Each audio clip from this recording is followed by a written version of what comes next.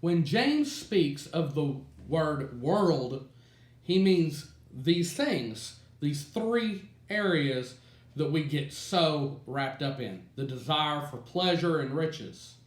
These things do not come from God, but from the world where Satan works and has dominion.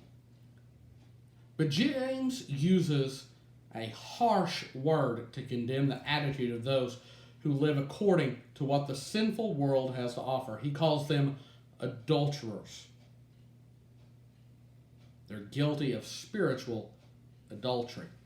Now, if you remember, we just saw that we're murderers and we're coveters. And if you remember back to your 10 Commandments, thou shalt not murder, thou shalt not commit covetousness, and then it also says thou shalt not commit adultery. So we've broken 3 of them here. And as we saw last week, if we're guilty of breaking one, we're guilty of breaking them all. So we're not doing really good this morning. So if you came looking for a feel-good message, this is the wrong place today. See, adultery was a term or a metaphor used in the Old Testament to describe those who are unfaithful to God. Jesus, speaking in Mark chapter 8, verse 17, says, "For whoever is ashamed of me and of my words in this adulterous and sinful generation, of him will the Son of Man also be ashamed when he comes in the glory of his Father with the holy angels." Now that's not where I want to be found. People who love the world more than God are, in fact, idolaters. We've broken another commandment. Don't make any idols. There's no other God but me. They expect this world to give them everything they need for body and for soul. They want it their way. They pursue happiness in the wrong places, but yet they still call themselves Christians and wish to be members of the body. You can't have it both ways.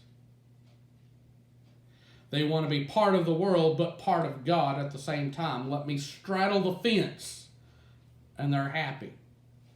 There's an old saying that goes, if you marry someone who is exactly like you, one of you is unnecessary. The same thing goes true with the church. If there's no difference between the church and the world, one is unnecessary. See, for too many times and for way too long, the church has remained silent about so many issues, and it's no surprise that the world is the way that it is because the church looks like the world. When you go to some churches, you can't tell the difference between going to the church or to a rave, to a rock concert or a worship service.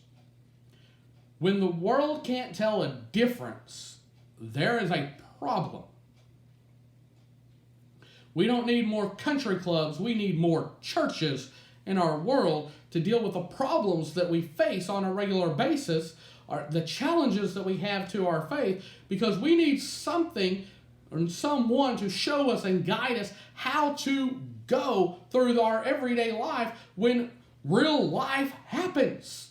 And James is telling us that we don't need to look like the world. We need to look like Christ.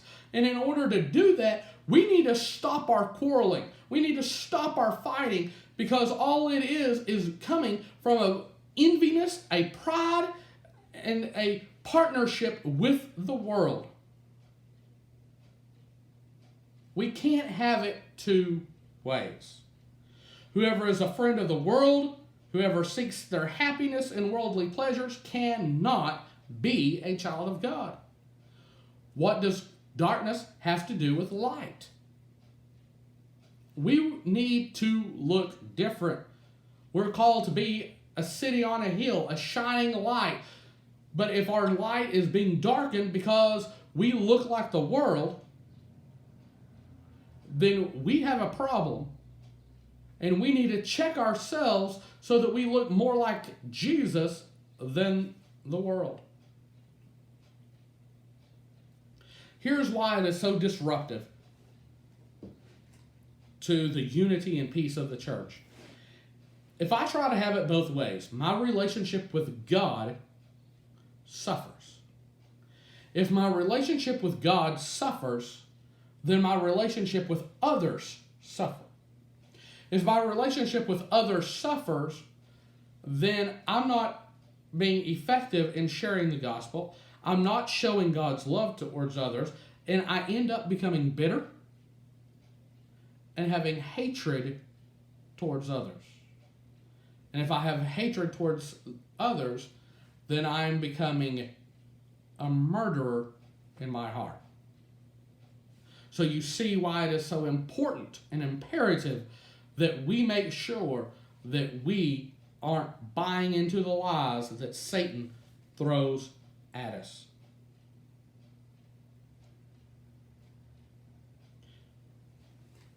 Jesus warns us in Matthew chapter 6, verse 24, that no one can serve two masters. For either he will hate one and love the other, or he will be devoted to the one and despise the other. You can't have it two ways. You can't straddle the fence. We've straddled the fence for way too long. It's time for the church to stand up and choose sides. We need to do like Joshua said in front of the children of Israel before they entered into the promised land. He drew the line in the sand and he said, "Choose you this day whom you will serve." It says, "But for me and my house, we will serve the Lord." That's where we need to be. That's what we need to be doing. We cannot be double-minded or double-hearted, which again takes us to the beginning of verse 7 of our text out of James chapter 4. Submit yourselves, therefore, to God. Our dedication must be only to God Himself.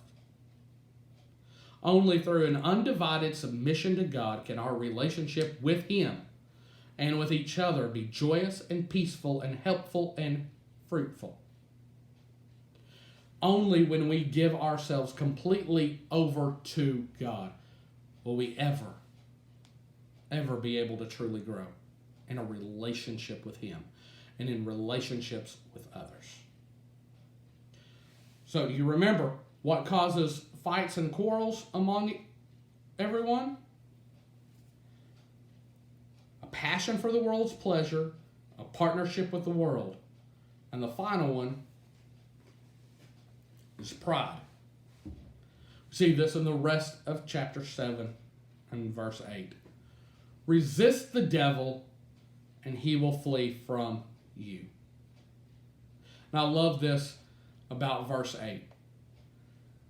We resist the devil in 7, but draw near to God, and He will draw near to you. Isn't that encouraging this morning? In a time of turmoil and chaos, whether it be the corona or the rioting, if we would come together and resist the devil and draw near to God, life would be so much better. I love how the Message translation puts this. It says, yell aloud no to the devil and watch him scamper.